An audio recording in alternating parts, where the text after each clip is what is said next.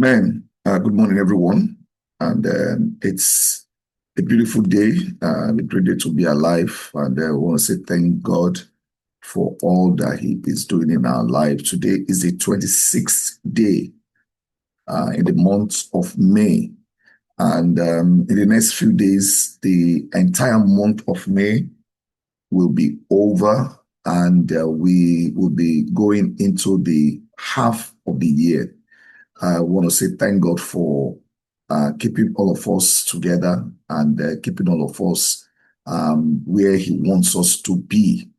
So today is going to be, I know I keep saying it, this is like the final milestone of this thematic view that we have been doing for the past few weeks. And after today, you are not going to be hearing some of these things again, many of them again, but we're going to move to another set of thematic view that we're going to be doing, reviews that we're going to be doing. Beginning tomorrow, 27th of May, we are going to be looking at Psalms that is going to help us understand all the things that we have been learning. Then we're going to go to other books. So we're going to have like an interesting twist into this thing we're doing until the 31st of May. All right. So we're going to be switching gear a little bit, and it's going to get better and better even as we continue. The theme for today is the messenger and the future. Okay, let's talk about the messenger and the future. Yesterday, we looked at that promise that God has given to those who fear Him, those people who came together, who fear Him, who honor God. And God said He's going to write their story down in this ledger. That's what I call it, in this book, in this ledger.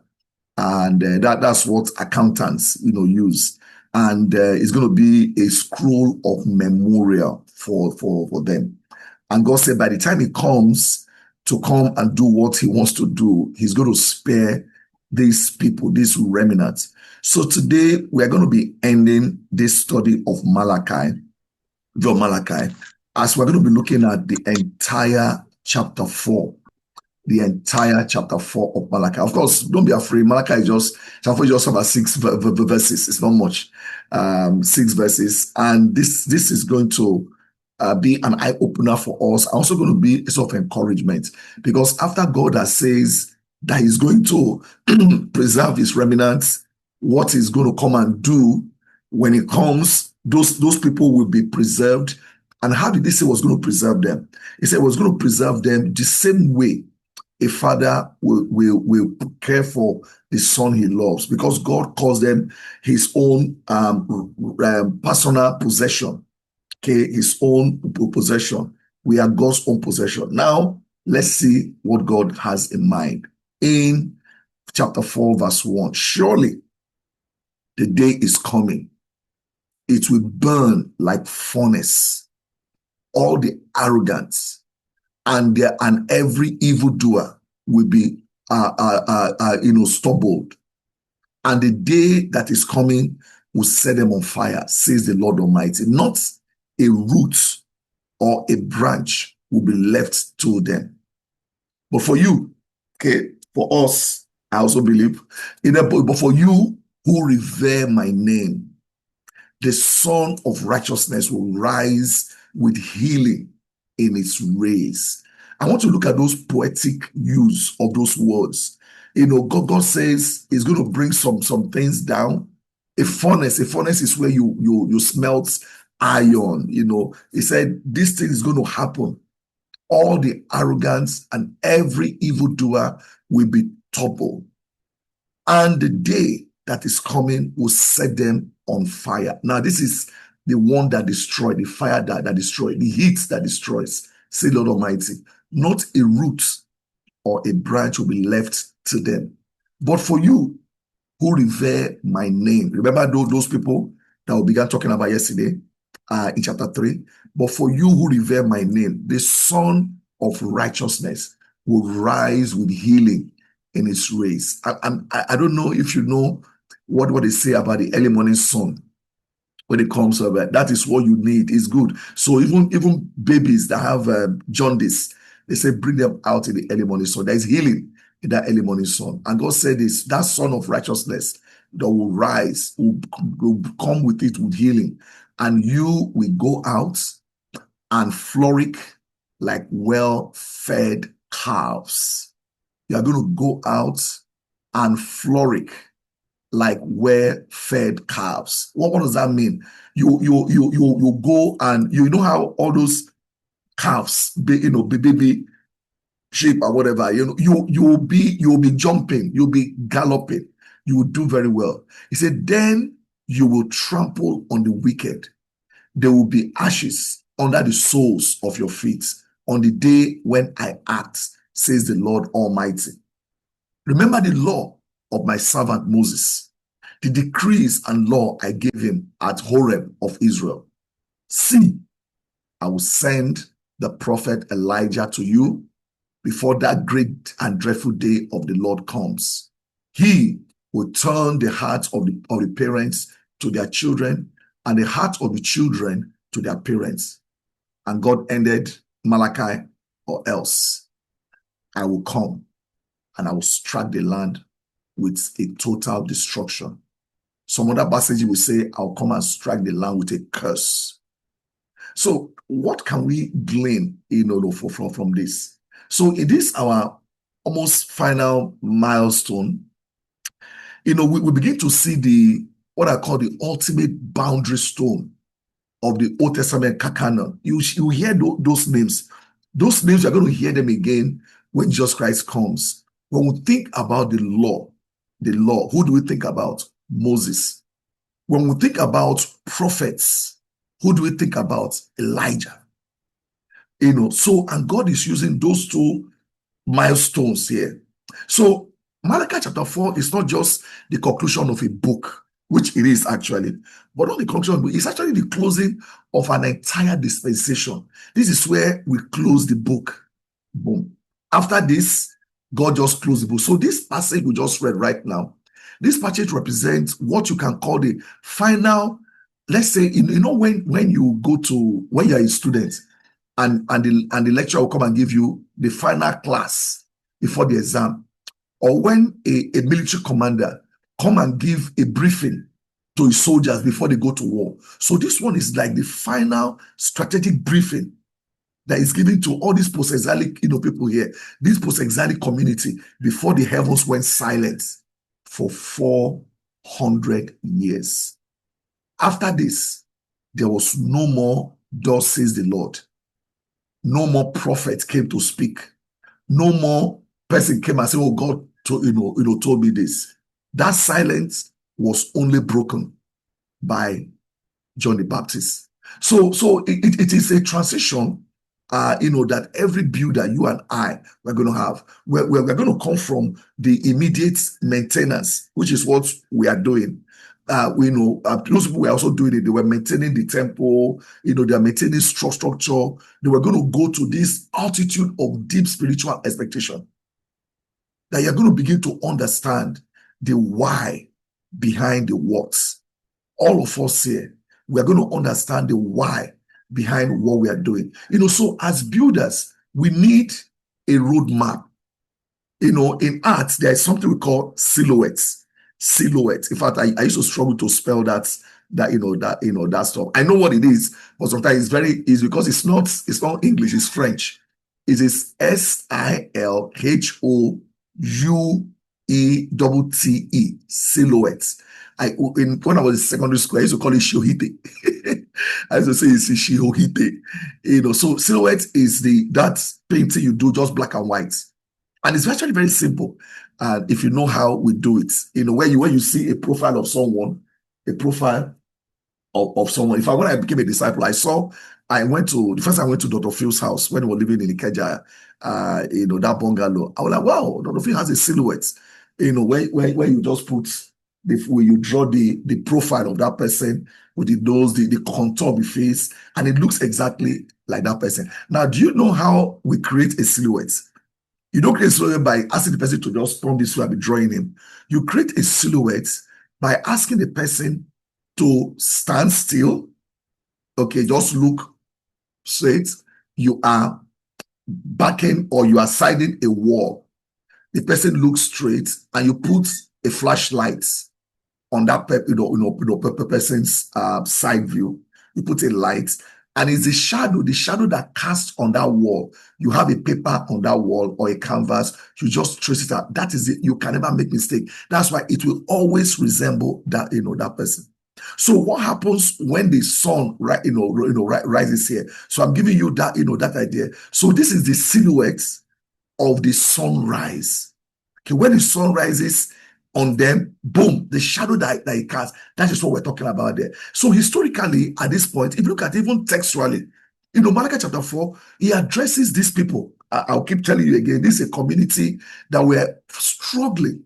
They were wrestling with, they were very, they were going to what they call systematic cynicism.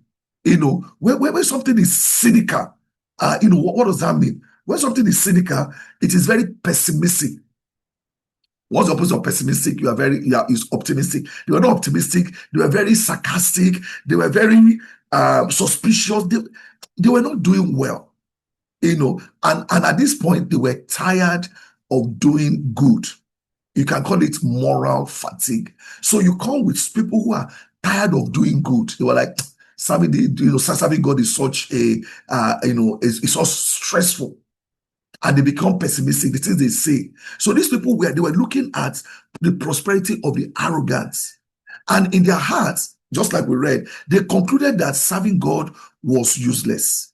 You know how you have been trying to keep yourself clean, to keep yourself pure, to do what is right. And you're looking at those people who are not doing the same thing, but they seem to be doing well, at least in your eyes. And you realize say, serving God self. And this is where, as Christians, we now begin to get weak.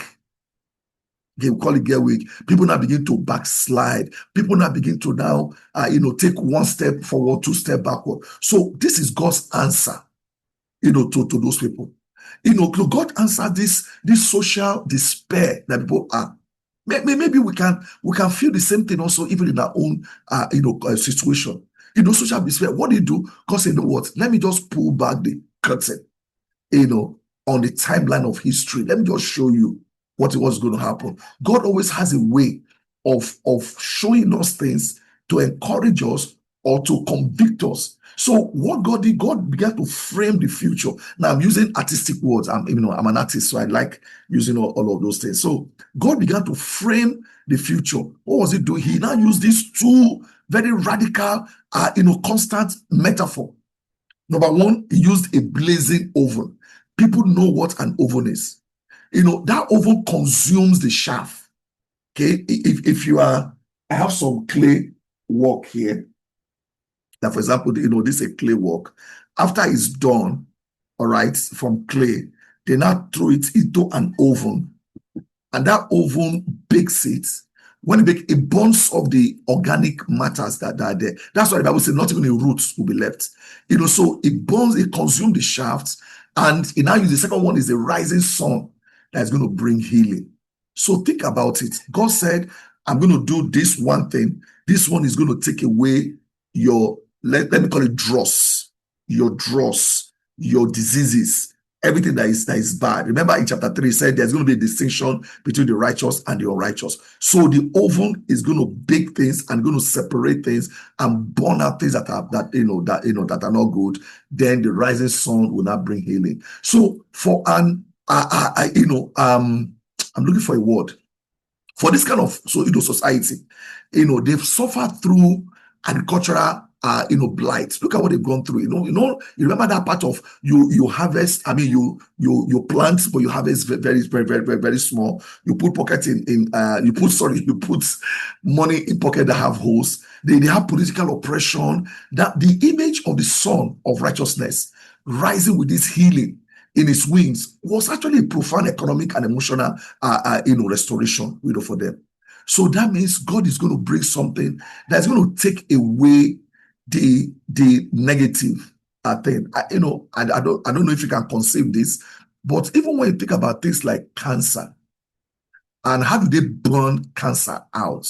They will do radiotherapy, chemotherapy to burn it out, to kill it from inside.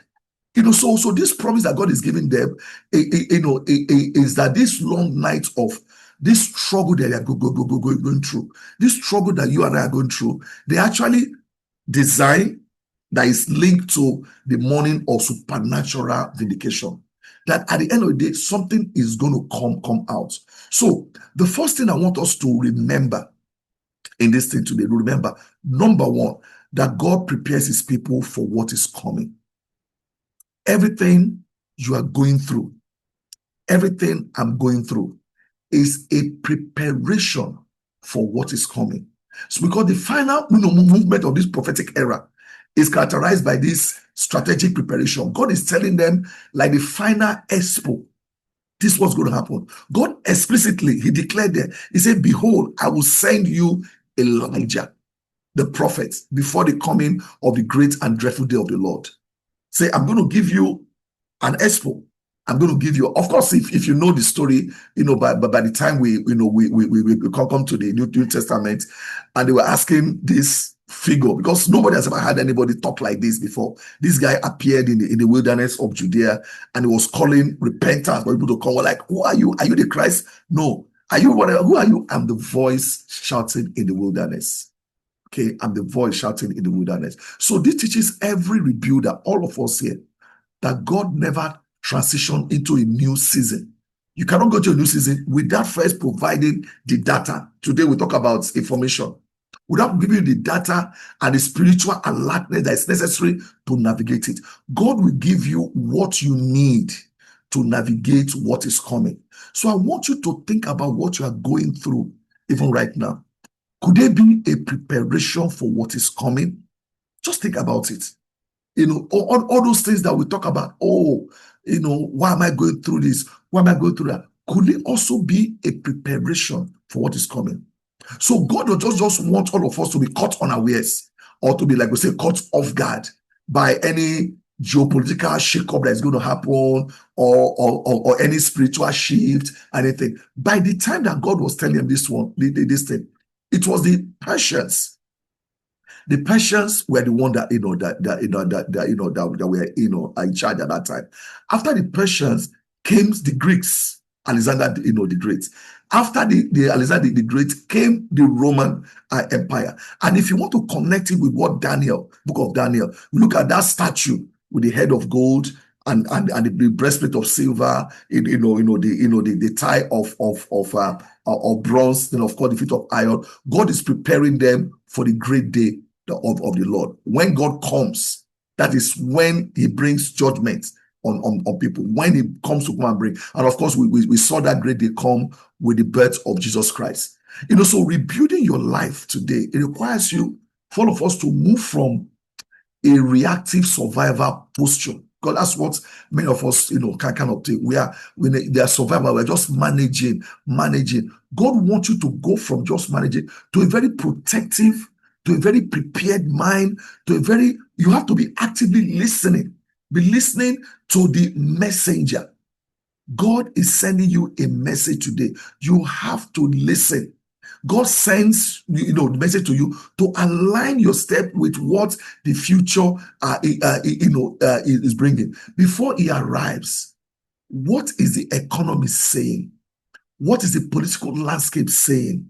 What is religious landscape saying? If you cannot read it, then you cannot understand what is happening. I mean, I coach people every now and then, and I was coaching somebody last week, an executive, a top executive, and we're talking about artificial intelligence, and I feel that this person was kind of shy. And I said, why are you shy? You could see and I mentioned one word. I said, you seems to have what's that thing I said? My page just went blank now. And I told people, I said, you seems to have a kind of a mentality that beats back on yourself. Okay, you cannot have that. He said, how did you know? Because this person, I'm talking to that person. I said, I can see it I can hear it in your voice. I can see it when you type text messages to me, and I can see whatever there. What are you afraid of? And that word is imposter syndrome. Imposter syndrome is you questioning yourself whether you are really who you are, whether you're really as good as you are. You are not accepting that you are. There's somebody who have multiple degrees, schooled abroad, did very well for himself, like best students in master belt, and they are still afraid. Has a good job, but they're still afraid. So today I ask you, where are you? Today, if you cannot read the signs of the time, no matter what you acquire, you are still going to be afraid. You are still going to be insecure. You are still going to be, but when you know where you are heading, it's like somebody who the lecturer has given you expo. You come in the exam much more confidence. In those days, our one of our teachers in secondary school, Mr. Fariogun, very, very good. It was one that made me love geography and biology. It was second way in Waeko. There are questions that should call it short banker. He said, without Egypt, there's no Nile. Without Nile, there's no Egypt. He said that question will come out in geography. And guess what? It came out. So when you have someone like that, you are going to be much more confident. So God was giving them things that will help them to be more confident. So I want you to affirm with me today that you are going to resolve to stay spiritually alert and responsive. You are going to respond. You're not going to be reactive.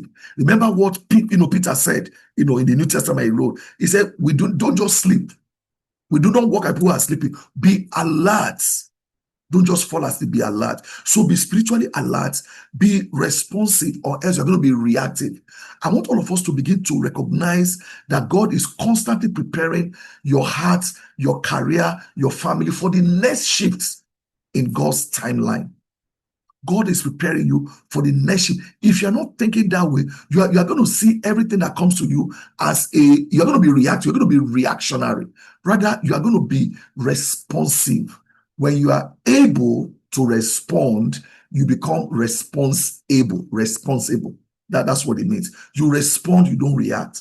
So God is preparing you for what is coming. So resolve to stay spiritually alert. Resolve to stay spiritually responsive. Recognize what God is doing, that God is constantly preparing you, preparing me, preparing my heart, preparing my career, preparing my family for the next shift in God's timeline. God is making a move. God is making a shift today. Number two, you must understand, from that passage we just read. He said, the Son of Righteousness shall rise with healing in his wings, and you shall go out and grow.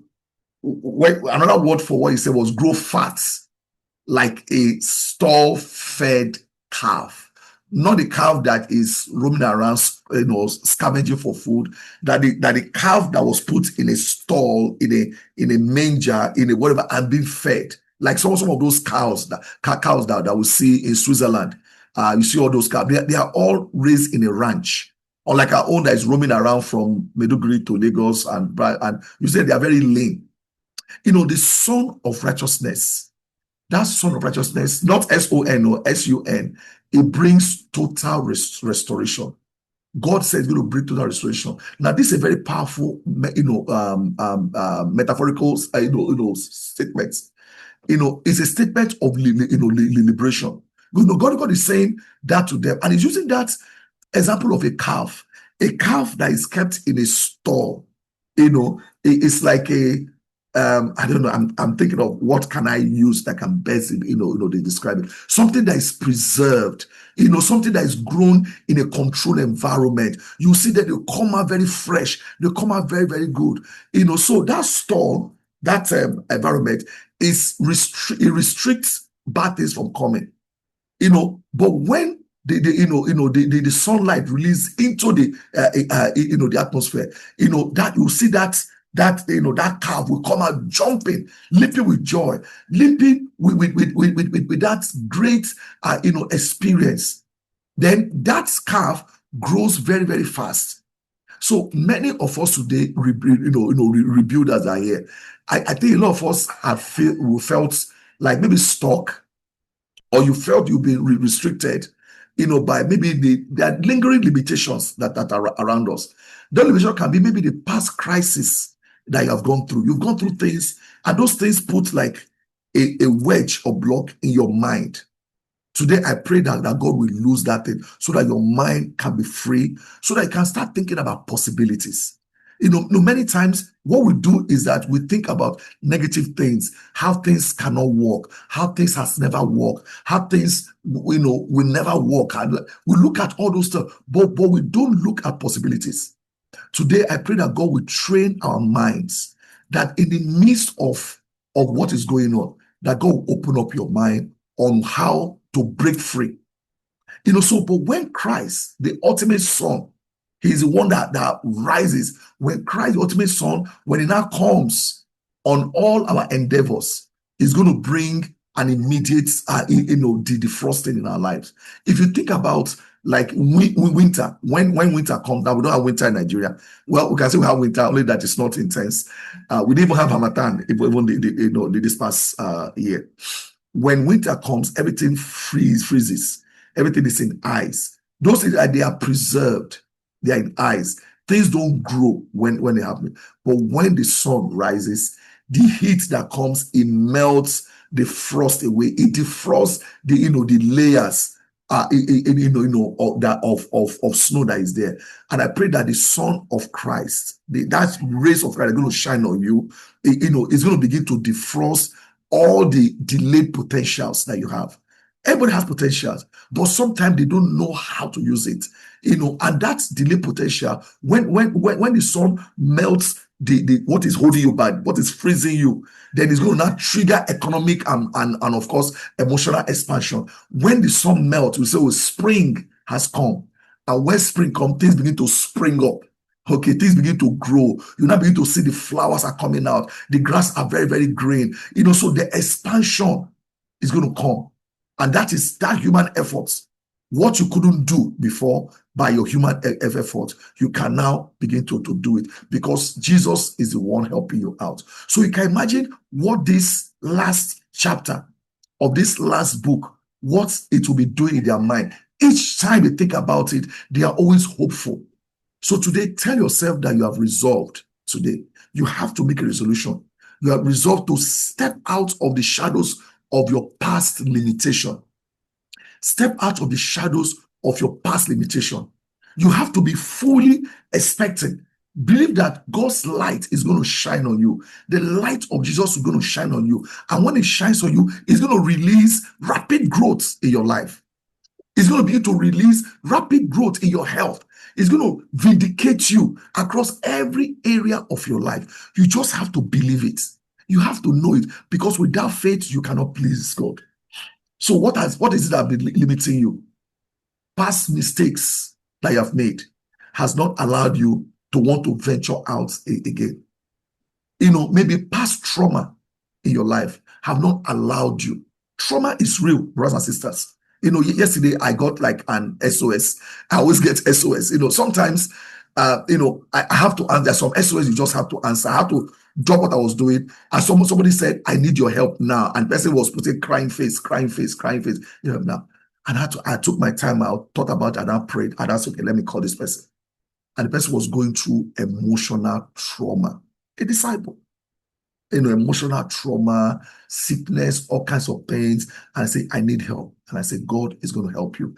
And we spent like an hour, talking and everything. And of course, I did what I have to do in my therapy. I had to do some therapy and everything. When we finished, the person was more happier. How do you feel right now? I feel much more better. I said, okay, this is what you need to do. Going forward, you must do this. You must do that. You must stop doing this. You must stop doing that.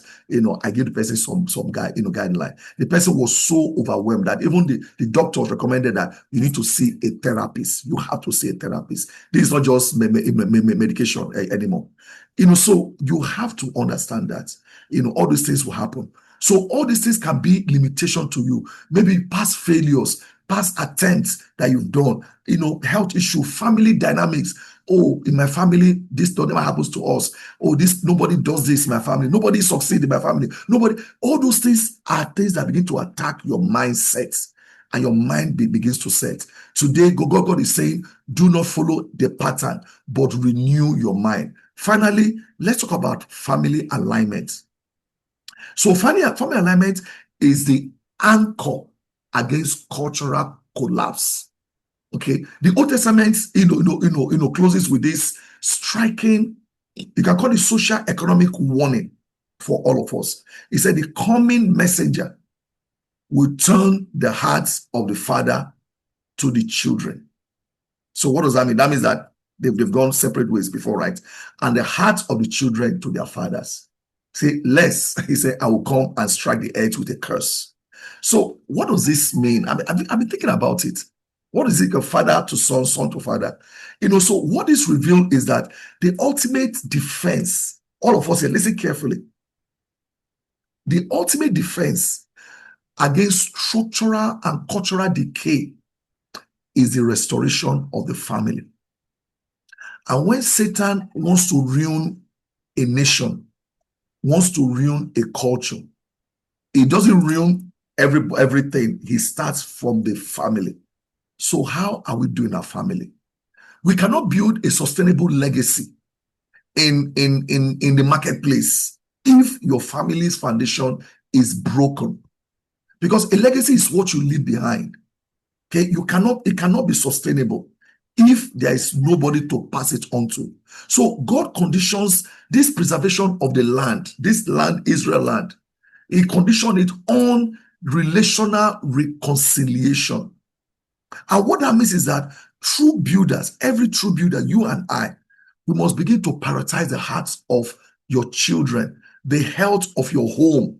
You must know that the legacy is carried in people. Legacy is not carried in building. Many people today, they spend their life building houses. We've seen them even amongst us. We've seen them building massive houses. And after building those houses, a few years down the line, those houses are empty. They are empty.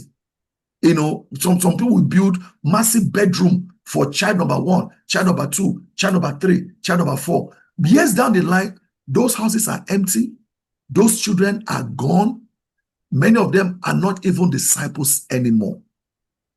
And those houses end up being sold or being demolished or being rented out or whatever. So our legacy is very, very important. It has to be built not on things, not on buildings. They have to be carried down by people. And today, I don't know where you are at in this area, but I want you to resolve. You need to guard the structural integrity of your home. You need to guard and begin to cultivate your home. Cultivate it. You need to allow the spirit of reconciliation to rule your family, to rule your relationship. Allowing that is the ultimate foundation of legacy. What will happen when we are no more here? What will happen when our generation has passed? Will there be people to carry on the things of God? Will it end with us? Or are we just going to be the beginning of greater things to come? So I want us to think about this. Is a very interesting passage. One, God is going to come and burn out in the furnace, burn out the dross, those things that have been limiting us. Then he's going to now bring healing. The sun will rise and will bring healing. Then we're going to be able to flourish. Then it now talks about family reconciliation. I'm going to bring father to their children, children to their father. That is what we have to do. So the call to action for us, this morning is for us to pray for readiness of God's next move. God is going to make a shift in my life. He's making a shift in your life. But you need to pray that, God, when that shift comes, I want to be ready. When we sing the song, when my Savior comes, calls, I will answer. When it calls for me, I will hear him. I'll be somewhere listening. When shift comes, will you be ready, for it? That we normally say that when opportunity comes, it is too late to prepare. Okay, even with the economic situation in Nigeria, I believe there's going to be a shift. The other day, I was telling my wife, that there was a conference. What do you call it? That there was a HR conference in Ghana. So I saw the invitation. I was like, wow, it would have been good to actually attend. I'm not attending any HR conference outside Nigeria. And the cost was 4,500 CD. I'm like, wow, 4,500, that's more money now. When I did the conversion, I was blown away. And I went to my wife and said, honey, do you know how much 4,500 CD is? And with whatever there, it is over 500,000, over 500,000 naira for 4,500 CDs. Then and I look back, there was a time that it was 1 naira to 191 CDs. There was a time that it was 1 naira sefa to about almost 150 sefa. But right now, it is 1 sefa to 3 naira. Things are changing. All those I used to see Togolese in Nigeria come and do menial job, house help, this and that, or Benenoa or Ghanaian, they've all gone back because it's better. The economy, in fact, it's better to end there and come and shop here, which is what a lot of them do. They come and shop and buy our wig. We produce wig, we produce all these things. We can go and sell over there. So pray for readiness for God's next move. See, today, I want you to deliberately step away from operational details of your current task, what it entails. And I want you to sit still. That is what I do. I want you to sit still for some minutes. I want you to begin to intentionally ask God to reveal any area where you have become spiritually weary or set in your ways. God, reveal, are there things that I need to do? Are there things that I have neglected in any way? And I want you to pray for an agile, a very flexible spirit that will completely be ready to move the moment that the sound of trumpet comes next. So do it for your spiritual life. Do it for your family life. Do it for your career. Sit down and also say, are there things I'm overlooking in my career path? Are there things that are coming that I'm not seeing? God, please open my eyes to the shifts that is going to happen in our economy, to the shifts that is going to happen in our society. I want you to look at that so that when it comes, you will be ready. You will be prepared. And like they say, monopoly is very simple. Monopoly is for you to know where the market is going, and you go and set up shop before the market arrives. Think about Zoom that we're using right now. Zoom is a multi-billion-dollar because they were ready at the time COVID struck. Many people were not ready. They were ready by the time COVID struck. And a lot of people today who are into the hotel business at the time was not doing well, but someone just came around. Why can't we just build things where individuals can own it? And it can become like a home away from home, where you don't need spotlights, where you don't need a sign that says this is a hotel, or you don't need anybody bothering you, where you can just live your life, whatever there. And that's where Airbnb was born. So Airbnb, they don't build houses, but they just recognize people who have homes, and they'll connect people who are seeking for a holiday, their destination, to a place where they can just come and hide out, where there's no spotlight on them. That is how Uber, was also born. Rather than looking at traditional taxi system, let's create an app that can connect people to the taxi, where the taxi will come and pick you up. When opportunity calls, it is too late to prepare, both in your spiritual life, in your family life, in your social life, in your economic life. Let's pray that God will open our eyes, give us the expo so that we can be prepared, so that things don't catch us off guard. I'm going to stop here. It's almost time. What do you guys think about the things that that have been shared? Is God ministering to you? Is God telling you anything? Is there a shift in your mind already? Is there a shift that you are witnessing? This is where I'm going to look out for those hands and those comments. Okay, Mrs. Ewok, please go ahead. You have 1 minute. Thank you so much. Mine is question.